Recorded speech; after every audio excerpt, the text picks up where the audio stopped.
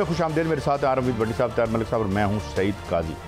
नाज़रीन, आज हमारे साथ इंतहाई मंजे हुए एक सियासतदान और साबिक़ वज़ीर दाखिला इमरान खान साहब के इत्तेहादी जनाब शेख रशीद साहब हमारे साथ हैं। Thank you very much Sheikh साहब, आपने हमें टाइम दिया।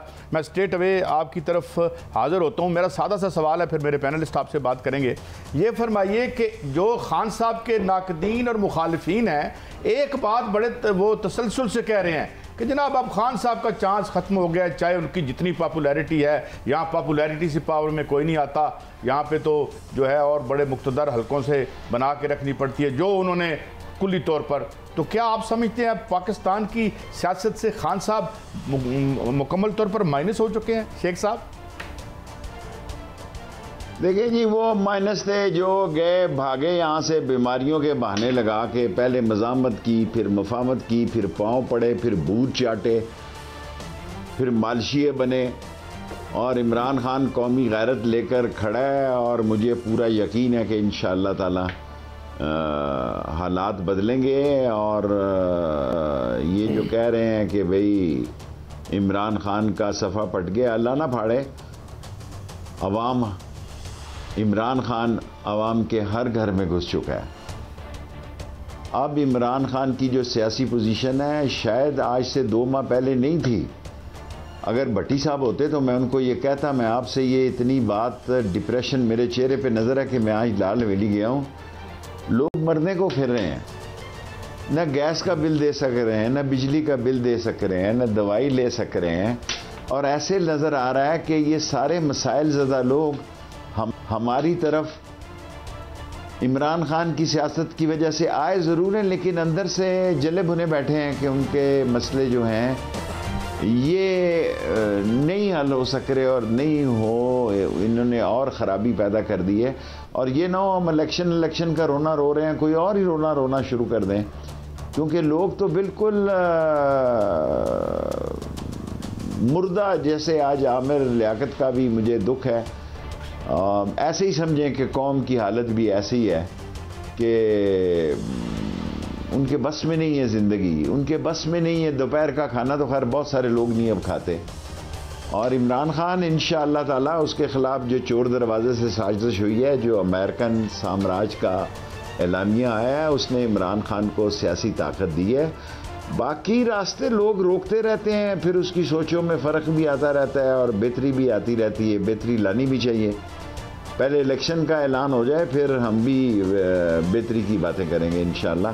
पहले इलेक्शन की डेट तो आ जाए। बिस्मिल्लाहिर्रहमानिर्रहीम। शेख साहब, गुजारिश है, एक तो इमरान खान साहब ने कहा 25 मई को मैं नहीं जाऊंगा, लेकिन जो आप एक स्ट्रीट का सियासतदान है, पैराशूटर नहीं है, जिस कदर महंगाई, बिजली, गैस, पेट्रोल, लोड शेडिंग, रोज़मर्रा की अशिया नहीं, मुझे तो लगता है तहरीक इंसाफ आए ना आए, ये लोग आम शहरी 22 करोड़ अवाम इन हुक्मराना को नोच खाएंगे। कोई आपको लोगों के ज़हनों से ऐसे आसार नजर आते हैं?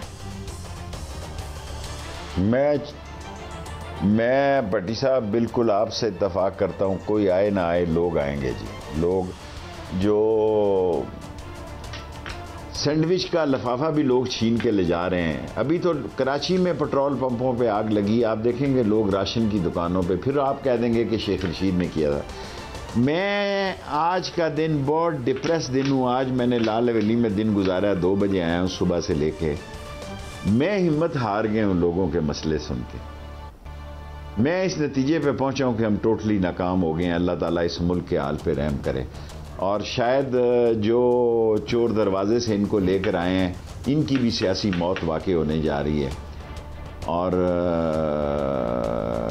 जो इंटरनेशनल साजिश थी और जिसमें 6 दफ़ा कोई अदम एतमाद और 4 दफ़ा इमरान खान का नाम था, वो आके यहाँ भुगते हैं। अच्छा शेख साहब, गुजारिश है कि शेख रशीद जैसा सीजर पॉलिटिशियन जो नब्ज पे चलता लोगों की, वो मायूस हो गया है। तो जो इमरान खान को अमेरिकन मरासले के बाद सलामती कमेटी में 2 दफ़ा डिस्कस हुआ, जिसमें ये लफ्ज़ लिखा है अदम एतमाद ना आई तो हम आपको माफ़ नहीं करेंगे, क्या उन्हें भी एहसास है कि अवाम किस मुश्किल में, किस खाई में फेंक दिए उन्होंने? अगर उनको एहसास होता तो 44 फौजें लड़ती रही, अफगानिस्तान में जलील और रुसवा होके गए। ग्राउंड रियलिटी का उनको इल्म नहीं है। ये जो बर्कले, हार्वर्ड और एसेक्स और सैसेक्स और कोलंबिया और कैम्ब्रिज के पढ़े हुए लोग होते हैं, ये अवाम की नब्ज़ से वाकिफ़ नहीं होते। इनके पास थ्योरी होती है, और थ्योरी ये थी कि इमरान खान रूस की तरफ ना जाए, और थ्योरी ये थी कि जनाब अली चीन की तरफ मामलात को रोक दिया जाए, ग्वादर और सारे मसले ख़त्म किए जाएं। वो थ्योरी आके भुगतें जी। मैं 16 दफ़ा वज़ीर रहा हूँ, अल्लाह को गवाह बना के कहता हूँ कि शायद मैं आज प्रोग्राम भी ना आपका सही तरह कर सकूँ, क्योंकि लोगों को मैंने इस हाल में देखा है कि लोग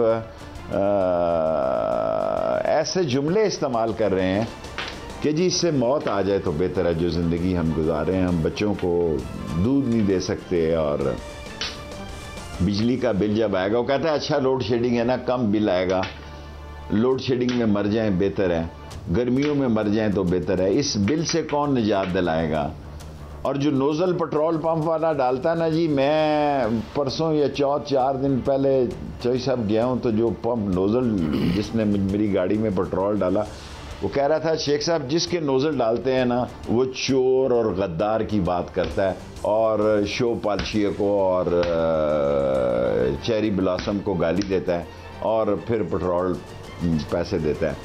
देखिए ना, कारोबार भी कोई नहीं है। पहली दफ़ा मेरी शेख बरादरी नून के साथ चलती थी, आज 6-5 दिन हुए हैं उनके चौधरी साहब, शेख नहीं है, गुज्जर बरादरी के हेड हैं, उन्होंने मेरे हाथ पे हाथ रख के कहा कि शेख साहब बस हो गई है, इस दफ़ा आपको वोट देंगे, हमने बहुत देख लिया नवाज शरीफ को वोटें दे दे के। इनको अंदाज़ा ही नहीं, असल में तो आप लोगों ने ख़राब किया है कि केस है इनके करप्शन के, आप इनको दिखा रहे हैं ये हीरो है। केस है, आज वो भी मर गया, मकसूद चपड़ासी, मकसूद ही नाम था जी, मकसूद चपड़ासी। देखो इस तरह रिजवान लाहौर से मरा, बिल आखिर इनकी भी लाशें आनी है, मौत होनी है इनकी। गरीब ने कब तक मरना है इसका फैसला हो जाना है इसी साल में। और जो कुछ ये कर रहे हैं इनको अंदाजा नहीं है, ये टीवी पे फैशनी कपड़े पहन के आके और सारे मामलात करके और ये दिखा के कि हम इक़्तिदार चल रहे हैं, हमारा इक़्तिदार चल रहा है। हर जगह ये एहसास हो गया है कि मुल्क और मुल्क की मईशत डिफ़ॉल्ट होने लगी है। जब मैं हर जगह कहता हूँ तो पाकिस्तान के मुख्तदर अदारे भी इससे बेखबर नहीं है कि मुल्क की इकॉनमिक कंडीशन बहुत ख़तरनाक है और ख़राब है, और रोज़ बरोज़ ख़राब हो रही है, और इसका नतीजा क्या निकलेगा ये सब के लिए लम्हा फ़िक्री है। अच्छा शेख साहब, आपने जो मायूसी की बात की है, मैं आपसे एग्री करता हूँ। ये जिस शहर में मैं हूँ यहीं पे यही सूरत हाल है। मेरा आपसे सवाल ये है कि अगर इलेक्शन हो जाते हैं, PTI आ जाती है, आप उसके इत्तेहादी हैं, आपके पास कौन सी ऐसी जादू की छड़ी है कि ये सारे मामला आप सही कर लेंगे? क्योंकि 3.5 साल में तो एज सच कोई काम आपने अच्छे किए होंगे, मगर कोई ऐसा जादू नहीं हुआ कि पाकिस्तान बदला हो। तो अब किस तरह आप इलेक्शन के बाद नया पाकिस्तान बना लेंगे? देखें, ये सारी बातें कर रहे हैं। अभी शौकत तरीन ने प्रेस कॉन्फ्रेंस भी की है। हमारा जो मेन ऑयल का मसला था वो इमरान खान रशिया से तय करने जा रहे थे, गंदम से तय करने जा रहे थे। लेकिन इन चोरों को जब आप टीवी पे दिखाते हैं ना, एक चैनल क्यों ट्रेंड सेटर बन गया?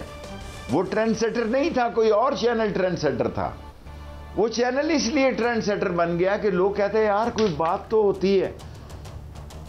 इस गर्मी के मारे लोग जो हैं इन करप्ट, डिसऑनेस्ट, स्लगिश, चोर, लुटेरे, डाकू, चोर दरवाजे से आने वाले बेईमान, और मुझे नहीं पता मकसूद अपनी मौत मरा है या क्या मरा है, और ये लोग जो बहाने बना के भागते रहे हैं, जिन्होंने बाहर पैनाडोल भी नहीं खाई, अल्लाह ताला को बेहतर पता है। मैं इनका अशर भी बुरा देखता हूँ। मैं आज आपको ज़िंदगी में पहली दफ़ा मायूसी में इंटरव्यू दे रहा हूँ, क्योंकि मैंने देखा है कि लोग मसाइल ज़्यादा हैं, हमने अपने मसले हल कर लिए हैं, हम सियासतदानों के पास पैसे भी हैं, हमारे पास 2-2 गाड़ियाँ भी हैं, हम अच्छा खाते भी हैं, लेकिन जो लोग हमें वोट देते हैं वो दोपहर की रोटी नहीं खा सक रहे। और अभी बिजली का जब बिल आएगा उनको, और गैस का 45% का बिल आएगा, तो क्या बनेगा? एक इस मुल्क में क्लास वार की, फिर मुझ पे पर्चे हो जाएंगे। कोई 25 थानों में तो मेरे खिलाफ ऑलरेडी पर्चे हैं, 17 पे मैं जमानत पे हूँ। कि भी मैंने गलती से ये कह दिया कि ये लॉन्ग मार्च खूनी हो सकता है। ओ बाबा 5 बंदे मर गए, इमरान खान आगे जाता तो रेंजर्स ने फायर खोल देने थे, क्योंकि वो इस मुल्क में नून लीग की ये साजिश थी कि उस रात को फौज की और अवाम की लड़ाई हो। इस मुल्क में नून लीग की ये देखा, आसिफ जरदारी तो खुले लाइन बैठ गया, उसका बेटा दफ्तर ही नहीं गया। वो तो स्विट्जरलैंड में उठता है, नाश्ता वो जर्मनी में करता है, लंच वो फ्रांस में करता है और निकलता किसी और जगह से है। और मौलाना फजलुर रहमान ने अपना बेटा, जिसने मस्जिद का गुसल खाना भी नहीं बनाया कभी, उसको वजीर मवासलात बनाया। मस्जिद गुसल खाना तो बहुत दूर की चीज़ है जी, कोई पहली सीढ़ी नहीं बनाई, उसको वजीर मवासलात बनाया। अच्छा शेख साहब, गुजारिश ये है, चीफ मिनिस्टर बना लिया। अभी आज देखें, मजहबी उमूर के कल 200 बंदों को उतारा गया कि अपने बंदे चढ़ा रहे थे। शहबाज ने सोशल मीडिया पे बात आई तो वो 200 बंदे। अच्छा शेख साहब ये कह रहे हैं कि आपको इसलिए कह दिया गया कि आपने कहा खून रेजी। मेरा भी ख्याल है ये मुल्क खुदा न खास्ता खून रेजी की तरफ जा रहा है, जिस तरह लूट मार है। मेरे पे पर्चा होता तो मेरी तो प्रॉब्लम नहीं। आप वज़ीर दाखिला रहे हैं, मैंने इन्वेस्टिगेटिव 12 साल स्टोरियाँ की हैं। शरीफ फैमिली की इन्वेस्टिगेशन करता है डॉक्टर रिजवान, वो वफात पा जाता है, दूसरे को हार्ट अटैक हो जाता है। मकसूद चपड़ासी जिसने मनी ट्रेल देनी थी, कहाँ से आया, कहीं से नहीं आया, वो दुबई में गुमनाम मर जाता है। तो जो गॉड फादर सीजन माफिया इसी तरह बंदे ख़त्म करते हैं। आप इन सब की मौत नेचुरल देखते हैं कि कोई खदशा है कि कोई हो सकता है इसके पीछे भी हाथ हो किसी का? मैं चौधरी साहब अल्लाह की तरफ देख रहा हूँ। 15 दिन लगे, 20 दिन लगे, 45 दिन में लगे, ये इस तरह अब नहीं चल सकता। आज मैं लाल हवेली से उठकर आया हूँ, जिसका कोई बस नहीं चलेगा ना, वो अपने आप को मार लेगा। लोग अपने बच्चे को भूखा सोता हुए नहीं देख रहे। इस बिजली के कहराम में ये कहते हैं 8000 मेगावाट कम है, ये कह रहे हैं 4000 है, झूठे हैं परले दर्जे के, और मीडिया को हैंडल कर रहे हैं। अब सोशल मीडिया को तो नहीं हैंडल कर सकते। मैं आपको ये तो नहीं बता सकता कि कितने लोगों को गिरफ्तार किया गया, वो आम लोग हैं, वो घरों में बैठे बेकार नौजवान हैं जिनको गिरफ्तार किया, 2-2 दिन बाद छोड़ना पड़ गया। कोई सियासत नहीं है, कोई पार्टी नहीं है। शेख साहब आज थके हुए हैं, मैं दोबारा सवाल दोहरा देता हूँ। शरीफ फैमिली की investigation, doctor Rizwan heart attack से गुजर जाता है, उसको दबाव भी है। मकसूद चपड़ासी अरबों का, एयान अली की तफ्तीश करने वाला कस्टम इंस्पेक्टर मारा जाता है। क्या ये सब मुतयन होता है? क्योंकि सिलसिलर माफिया और गॉड फादर आसिफ सईद खोसा साहब ने लिखा था कि वो एविडेंस ख़त्म कर देते हैं।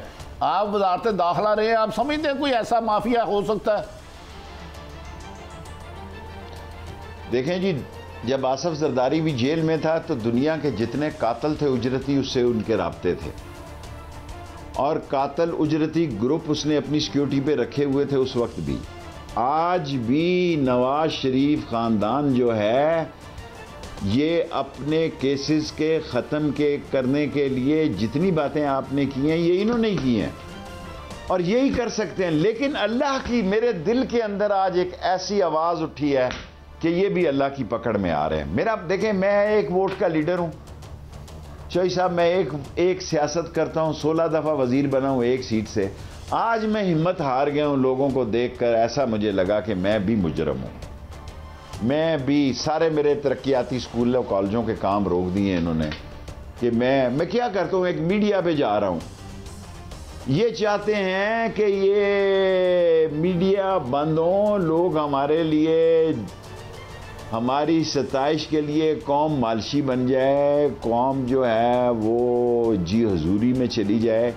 नौजवान अंदर से जला भुना बैठा है। हो सकता है एक ऐसा इनकलाब इस मुल्क में आ जाए, एक ऐसा इनकलाब निकल आए कि लोग इलेक्शन की तरफ देखते ही रहें, लोग इलेक्शन की तरफ देखते रहें और हैव नॉट आपस में फैसला कर लें।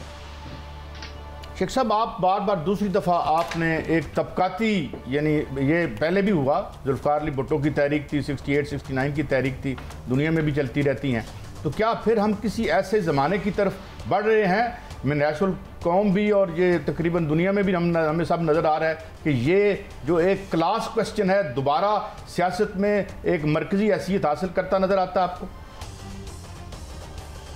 मैं रो पड़ूंगा आपके प्रोग्राम में। मैं कभी नहीं रोया, अपनी माँ के मरने पर रोया था। मैं इसको होता देख रहा हूँ। मैं पाक फौज को भी कहना चाहता हूँ, ये कोई रॉयल फौजों का वक्त नहीं है, ये हमारे कोई टीचर का बेटा है। मेरे महल्ले से 8-10 लड़के सुबह मोटरसाइकिल पे जाते हैं यूनिफॉर्म पहन के। हमारी गले महलों के हालात ख़राब हैं सर जी। मैं पाक फौज को इसलिए कहना चाहता हूँ, ये एक आखिरी अदारा है, और ये गाड़ियों के ऊपर भी लोगों ने जो लिख कर ले जा रहे हैं, ये भी मुल्क दुश्मनी है। ये इस्लामाबाद में लोग लिख रहे हैं कि वो कौन था। ऐसा कोई और सवाल करें लोग। आज मैं अब जब इमरान खान को बताऊंगा तो मिलूंगा कि लोग अपने मसाइल में खुद मरने के लिए तैयार हैं, कि उनसे मसाइल जो हैं उन पे लागू हुए हैं एक रात में। क्या क़यामत आ गई एक दिन में, एक इमरान खान रात को। क्या इस मुल्क का हल, मैं सारे इकोनॉमिस्ट से कहना चाहता हूं, क्या इस मुल्क का हल सिर्फ महंगाई है? सुबह उठो 60 रुपए पेट्रोल बढ़ गया, 7 रुपए बिजली बढ़ गई, 45% गैस बढ़ गई। अभी चला रही था एक साहब के जनाब अली आटा से लेके देखे मुझे 100 रुपए से कम चीनी, और वो कुकड़ी लेके देखे कोई चीज। जो कुछ हो रहा है झूठ हो रहा है, फ्रॉड हो रहा है, बेईमानी हो रही है, नाचाकी हो रही है, नालायकी हो रही है, नाअहली हो रही है। जो कुछ हो रहा है, ये मुल्क जिस दोराहे की तरफ जा रहा है उसके संभालने का कोई और तरीका हो सकता है? ये नहीं समझ रहा। 45 दिन का मैं आपके प्रोग्राम में दे रहा हूं, 40 से 45 दिन के अंदर अंदर जब ये बिल आएंगे, शायद एक बिल दे ले, दूसरा बिल नहीं लोग दे सकते। अच्छा सर, आपने फरमाया कि फ़ौज को आपने एक मैसेज देने की कोशिश की है। मेरा आपसे सवाल है, फ़ौज की ऑफिशियल पोजीशन है कि हम न्यूट्रल हैं, हमारा सियासत से ताल्लुक नहीं। क्राइसिस पाकिस्तान का सियासी है, इसमें फ़ौज क्या कर सकती है? मैं ये ख्वाहिश रखता हूँ कि फ़ौज सच के साथ खड़ी हो। जो न्यूट्रल लोग कहते रहते हैं, देखें मुझ पर इतना बड़ा इल्ज़ाम है मैं इमरान खान के साथ खड़ा हूँ। ये सारे सियासतदान गेट नंबर 4 की पैदावार हैं, भुट्टो से लेके मेरे तक। मैं एक वर्कर हूं, सबसे छोटा। जो कुछ मुल्क में मैं आज देख के आया हूं, जिस तरह लोग आए हैं कि शेख साहब बस होगी। और लोगों में इतनी सकत भी नहीं है, इतनी सकत भी नहीं है कि वो घर से किसी इhtजाज की जानब निकल सके। मुर्दे पड़े हुए हैं घरों में, बैठे हुए हैं 8-8, 10-10 आदमी एक एक घर में। कुछ है नहीं है, काम नहीं है, धंधा नहीं है, कारोबार।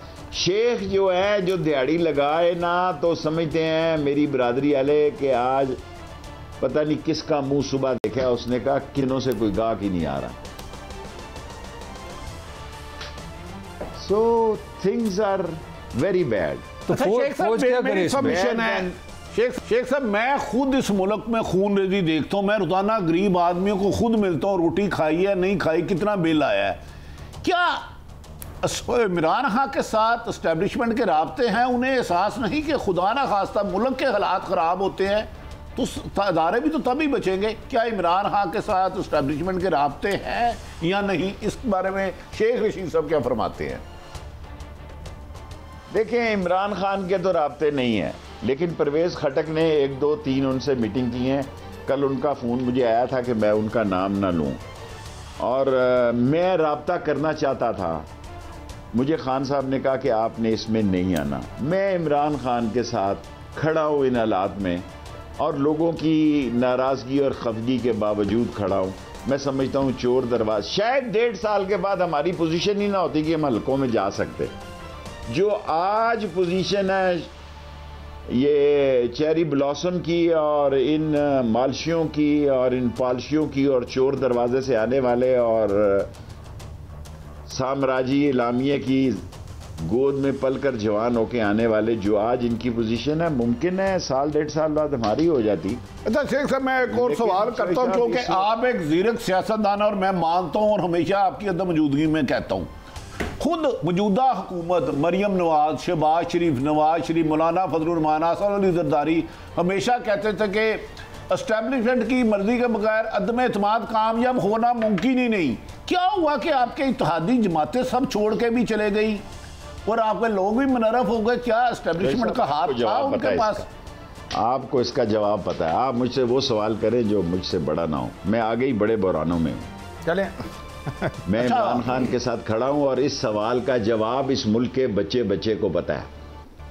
वो आप मेरे मुंह से निकलवा के मेरे साथ दोस्ती बचपन की नहीं निभाएंगे, मेरे साथ दुश्मनी करेंगे। मैं आगे ही बहरानों में हूँ। मैं आपकी मुश्किल मैं में आपको हर कहना चाहता हूँ कि नहीं इस करना मुल्क चाह के रहा बच्चे बच्चे हाँ, को आपकी मुश्किल का मैं, लेकिन मेरी इतला है इस उनके मुल्क रास्ते के थे। बच्चे बच्चे को पता है आपके सवाल का जवाब। मैंने शेख साहब आपकी मुश्किल आजकल नहीं, लोग लेकिन शक्ल देख के कह देते हैं कहां से आया। मैं बीइंग ए रिपोर्टर कहता हूं उनके रास्ते थे, रास्ते हैं। आपकी मुश्किल आसान हल कर देता हूं। अब मैं एक और सवाल शेख साहब, कोई भी डिसएग्री नहीं कर सकता।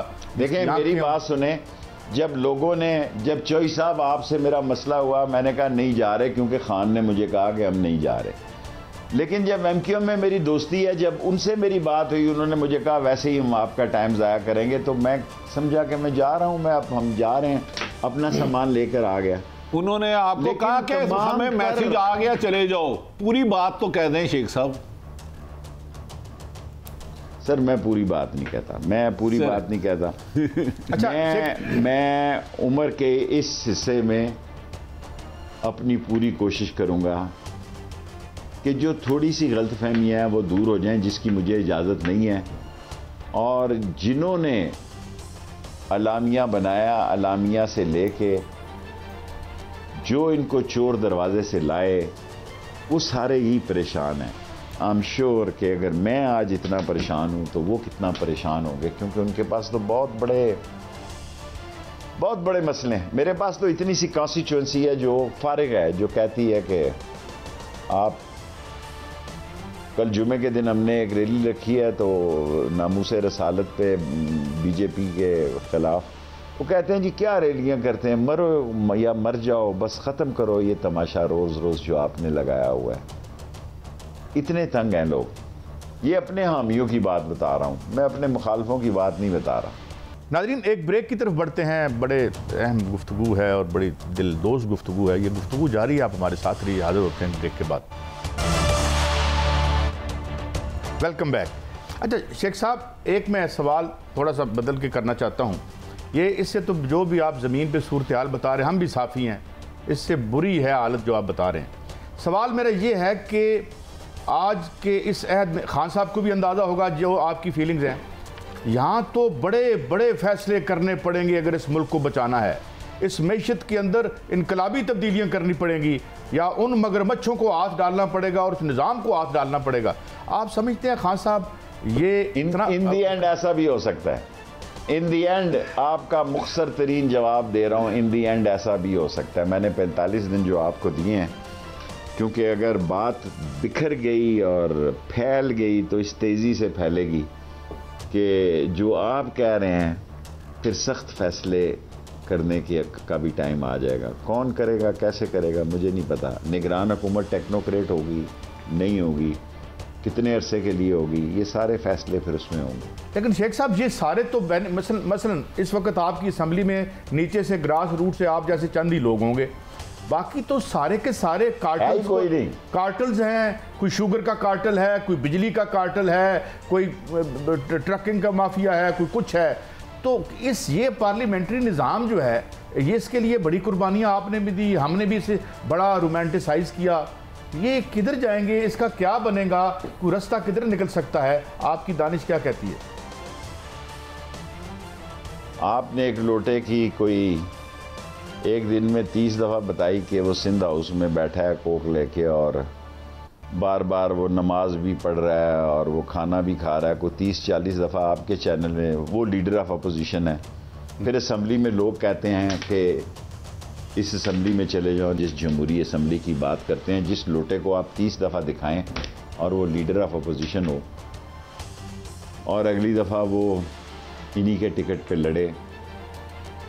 और आज अभी मैं रास्ते में सोच रहा था कि शायद इस दफ़ा इलेक्शन पे लोग वोट बेचेंगे, क्योंकि लोगों को हमारी सलाहियतों पे और हमारी कारकर्दगी पर कोई इतना नाज नहीं है। वो समझेंगे कि ये आता ही 2 साल बाद 3 साल बाद वोट मांगने हैं।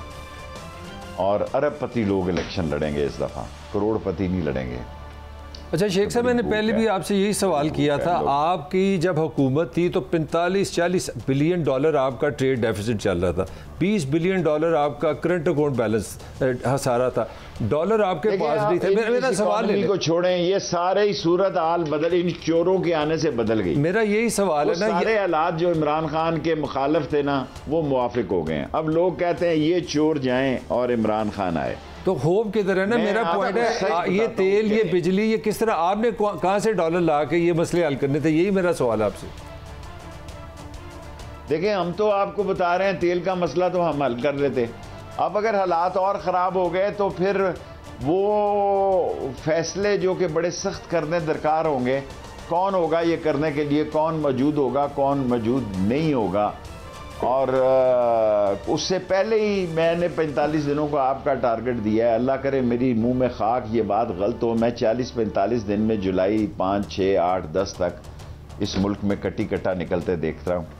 और अगर इलेक्शन को भी जो हमारा सबसे बड़ा इशू है टेस्ट कर लिया जाए तो एक बचत की दलील ये है, जो वरना शायद इलेक्शन का भी टाइम निकल जाए। अच्छा शेख साहब, आप इलेक्शन देख रहे हैं या टेक्नोक्रेट जिसे सुप्रीम कोर्ट में 2-3 साल की मुद्दत मिल सकती है, शेख रशीद है जीरक सियासतदान, छोड़ दें पीटीआई इस वक्त, आप क्या देख रहे हैं, इलेक्शन देख रहे हैं या टेक्नोक्रेट? देखें, मैं तो इमरान खान के साथ हूँ चोई साहब, मैं इमरान खान के साथ खड़ा हूँ जिसकी बहुत बड़ी कीमत देख रहा हूँ, लेकिन मैं टेक्नोक्रेट को भी बिल्कुल रद्द नहीं कर रहा। और मैं खान साहब को कल मिलके ये कह के आया हूँ कि अगर ये 10-15 दिन और आगे चली जाए आपकी लॉन्ग मार्च तो और आसानियाँ पैदा हो जाएंगी और इनका मुंह काला हो जाएगा और मसले ऐसे हल हो जाएंगे कि वो लोग जो इनको चोर दरवाजे से लाए हैं वो भी इस मसले को हल करने के लिए कोई कलीदी किरदार अदा करें। अच्छा शेख साहब, मैं थोड़ी मौजू बदलता हूँ। मेरी ख्वाहिश है कि वो करें। खान साहब को गिरफ्तार करने के हवाले से जो हालिया वजीर दाखिला है उनका बार बार बयान भी आता रहा, फिर आखिरी वक्त पे छोड़े परे जी, छोड़े परे ये देखे, वजीर दाखिला का मैं नाम लेना आपके प्रोग्राम की तौहीन समझता हूँ। कोर कमेटी में डिस्कस हुआ कि इमरान खान अगर गिरफ्तार हो जाए, मैंने कहा तो लीडर गिरफ्तार हो जाते हैं, क्या होता है जी। हमने 7 साल एक अवारा क्लाशनकोव में कैद काटी तो इसके सामने आपके उसके बावजूद 16 दफा वजीर अल्लाह ने बनाया। सर ये छोटी बातें हैं, किसी का गिरफ्तार होना और रहा होना, मुल्क इससे आगे जा रहा है। और मैं ग्राउंड रियलिटी पे आज पहले प्रोग्राम में जा रहा हूँ, बता रहा हूँ, इससे पहले किसी प्रोग्राम में मैंने मायूसी नहीं दिखाई, लोग मेरा मजाक ना उड़ाएं। मैं रियलिटी पे आपको बता रहा हूँ कि लोग बहुत तंग होने जा रहे हैं। लोगों ने नहीं देखना कि इस बंदे के पास जो माल है ये अपना अजीज है, ये अपना वाकफकार है, ये अपना जानू है या जानू है, क्योंकि उनके अंदर भूख और नंग जो है उसने छौनी डाल ली है। और इस भूख और नंग को इन चोरों से तो ये हल नहीं होती। और आप देखें, वो बुख्ती साहब कहते हैं 20,000 बंदे भर्ती कर लो ताकि ANF सारा ही माल पाउडर का इधर आ जाए। और इस पे मैं नहीं कह रहा, शेर अली ने कहा सनाउल्लाह पे कि 20-22 बंदे मारे हैं। और ANF के लोगों को कहा कि 25 तारीख को मेरे खिलाफ कोई बंदा प्रोसिक्यूटर फर्द जुर्म लगवाने ना जाए। जिस मुल्क के वजीर आज़म पे सुबह फर्द जुर्म लगनी, शाम को लगनी हो, और वो कहे जी मैं तो वजीर आज़म बनने जा रहा हूँ, किसकी जो, और चीफ मिनिस्टर कहे मैं चीफ मिनिस्टर बनने जा रहा हूँ, जिस पे फर्द जुर्म, तो फिर मकसूद चपड़ासी ने तो मरना ही है ना, फिर रिजवान ने तो मरना ही है ना।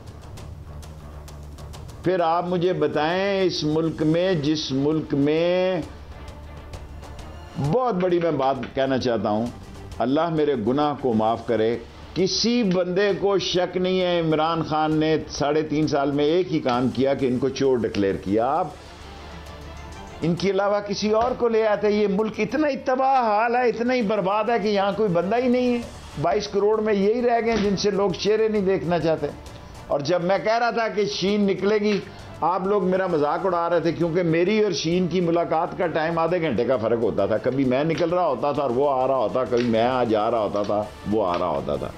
मैं कहता था शहबाज आएगा, आप मेरी मजाक उड़ाते थे। सारे मीडिया ने, मैं देखो देर सवेर हो गई, 1.5 साल लग गया इस बात को, लेकिन मैंने 1.5 साल पहले कहा कि शहबाज शरीफ जो है वो मेरी पार्टी के मामलात में और उसके मामलात में कोई ज्यादा दूरी नहीं है। शेख साहब गुजारिश है कि शहबाज शरीफ की 10 मुलाकातें तो मेरे हैं। एक वक्त आया मैंने कहा कि मैं इमरान खान की तरह के साथ चट्टान की तरह खड़ा हूं, क्योंकि इस वक्त बेनस्ला होता अगर मैं उसको छोड़ जाता। अच्छा शेख साहब गुजारिश है, कुछ जो भी हो लोग, शहबाज शरीफ की मुझे पता है और किसने करवाई, लेकिन इस मुल्क में हदूरा सच बोलने की सजा है। सिर्फ ये बताए, मैं जो देख रहा हूँ हुकूमती इत्तेहाद में बहुत दड़ाड़े हैं, जरदारी साहब बहुत ज़्यादा ब्लैकमेल कर रहे हैं नून लीग को। क्या आप ये इत्तेहाद चलता हुआ देख रहे हैं? हुकूमती इत्तेहाद की बात अर्ज कर रहा हूँ।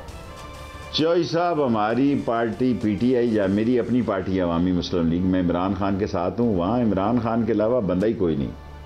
एक बंदे का वन मैन आर्मी है और किसी की जरूरत नहीं कि वहाँ वो बगावत कर सके। मैं शेख साहब फिर सवाल आसान कर दे तो मैं मुस्लिम लीग नून और पीपल्स पार्टी के इत्तेहाद में मेरी इतला है तलखी है, छोड़ना चाह रहे हैं वो, लेकिन इमरान खान का खौफ उन्हें इकट्ठे अलग नहीं होने दे रहा। आप क्या कहते हैं इसमें?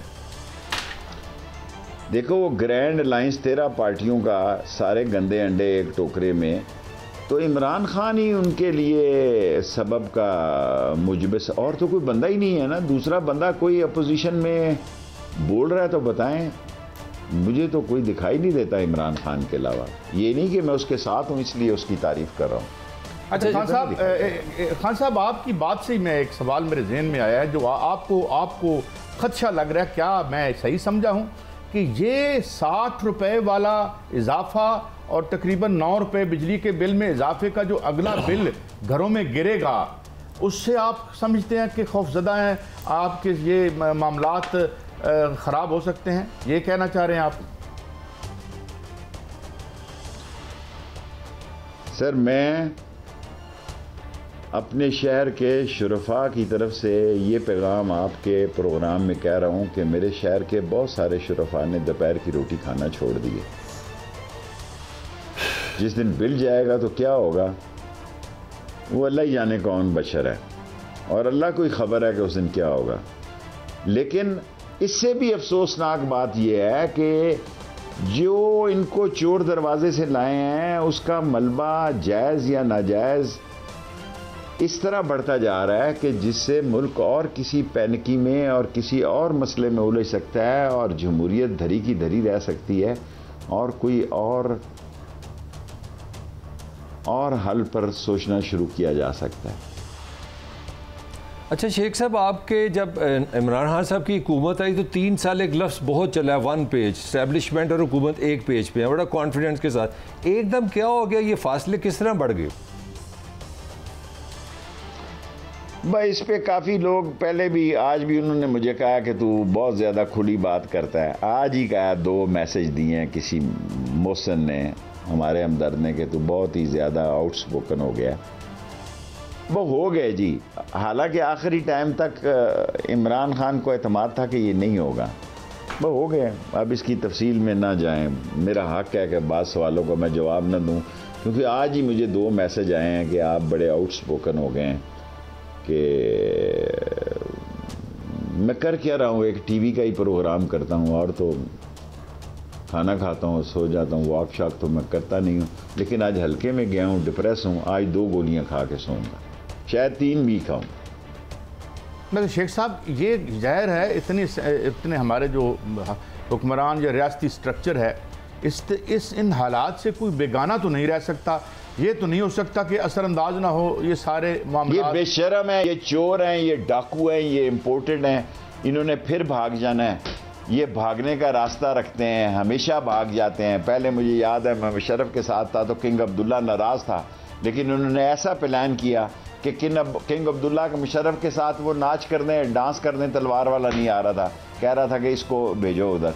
और ये इतने बेशरम है कि ये कहते थे हम कोई माफ़ीनामा मिल के नहीं गए, कोई दस्तखत करके नहीं गए। और ये गारंटर जो बना हुआ था 50 रुपए के, 100 रुपए के स्टाम्प पे कि मैं इसको वापस लाऊंगा, ये सारे चोर अंदर से एक हैं। मसाइल ज़्यादा लोगों से मैं अपील करना चाहता हूं कि सब्र का दामन हाथ से न छोड़ें। शायद कोई मसाइल ज़दा क़यादत जो है वो मसाइल ज़दा लोगों की भी बात करें, क्योंकि हम तो सारे असम्बलियों में अब खुशहाल लोग हैं। मसाइल ज़दा लोगों की बात करने वाला वहाँ पे कोई नहीं है। मैं जब कैबिनेट में महंगाई की बात करता था तो मेरा मजाक उड़ता था, लेकिन मैं ये महसूस करता हूँ कि इन असम्बलियों में सिर्फ वो लोग हैं जिनका कोई मसला नहीं है, और असम्बलियों से बाहर वो हैं जो मसाइल ज़दा हैं। और इस दफ़ा वोट बिकेंगे, इलेक्शन पे वोट का घर घर वोट बिकेगा, क्योंकि लोगों के पास समझ आ गई है कि ये भी बिकने वाले हैं। अब आप देखें, मैंने फैसलाबाद में कहा कि 20 करोड़ का बिका, आपका वोट 25 करोड़ का बिका। उन्होंने कहा फैसलाबाद वाले को पता होता कि डॉलर महंगा होएगा। ये तो कौम की सोच है। अब आप मेरा इससे ज़्यादा मजाक क्या उड़ाएंगे। अच्छा, और वो लीडर ऑफ अपोजिशन बने असेंबली में। अच्छा, ये बताएं कि बड़ी एक ये भी था शुरू में जब पावर में आए कि मियाँ साहब वापस आएंगे, और दूसरा मेरा 2 सवाल है आपसे शेख साहब। आप समझते हैं कि जो मुबैना तौर पर एक वोट बैंक हुआ करता था, मेरी तो राय हमेशा रही है कि लोगों के ज़ाती वोट हैं जिस तरह आपके, तो कोई उनका वोट बैंक का क्या बनेगा अगर है, और क्या वो वापस आ सकते हैं इस सूरत हाल में, या यहाँ से निकलना ही बेहतर होगा सबके लिए? मेरा तो ख्याल है फरारी का रास्ता होगा, और चौई साहब को पता वो क्यों नहीं आ रहे। और जिन लोगों ने जाना था एक दिन में 4 कोर्ट, आप भी ज़रा स्टडी करके बताएं ना, मुझे मोबाइल फ़ोन पे बताएं, क्या पाकिस्तान की तारीख़ में ऐसा कोई वाक़या है कि एक दिन में 4 कोर्टें टूटी हों और पासपोर्ट के लिए बाहर जाने की इजाज़त के लिए? अगर हो तो प्लीज़ मुझे मोबाइल फ़ोन पे ज़रूर बताइएगा, क्योंकि मैंने ख्वातीन अच्छा शेख साहब, आप माशाल्लाह 16 दफ़ा वफाकी। अगर आपके पास ये खबर मिले कि पाकिस्तान की लीगल हिस्ट्री में ऐसा केस है कि एक खातून के पासपोर्ट के लिए 4 दफ़ा कोर्ट टूटी और चौथी दफ़ा उसने वापस ले लिया केस, क्योंकि ये सोशल मीडिया का प्रेशर इतना है कि बाज़ लोग कोर्ट तोड़ देते हैं, फैसला नहीं करते। अच्छा शेख साहब, आप 16 दफ़ा आपने जिस तरह वफाकी वज़ीर है, आपने फ़ौजी हुकूमतों में भी काम किया, सिविल में नवाज़ के साथ काम किया, इमरान के साथ काम किया। मेरा आपसे सवाल है, ठीक है हालात ज़्यादा ख़राब हुए हैं, मगर गुर्बत भी रही है, बेरोज़गारी भी रही है, कहाँ पे हम गलत है, कहाँ हम रास्ता सही क्यों नहीं ढूंढ पा रहे? सवाल तो असल में आपने यही किया कि जिन लोगों से हम वादे करके आते हैं उनका वादा पूरा नहीं होता। मैं सिर्फ अपने शहर को तालीम दिला सका, लेकिन वो तालीम दिलाना भी, अब देखें हर घर में मैंने इस दौर में बुज़दार जैसे आदमी से 4 यूनिवर्सिटियाँ बनाई। अब वो जो पढ़ी लिखी मेरी बेटी है उसका रिश्ते के लिए पैसे नहीं है।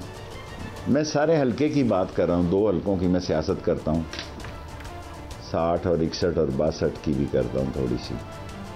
रोज़गार नहीं है, उसका रिश्ते का मसला है, बेटी ज़्यादा पढ़ गई है, लड़के से ज़्यादा नालायक हैं।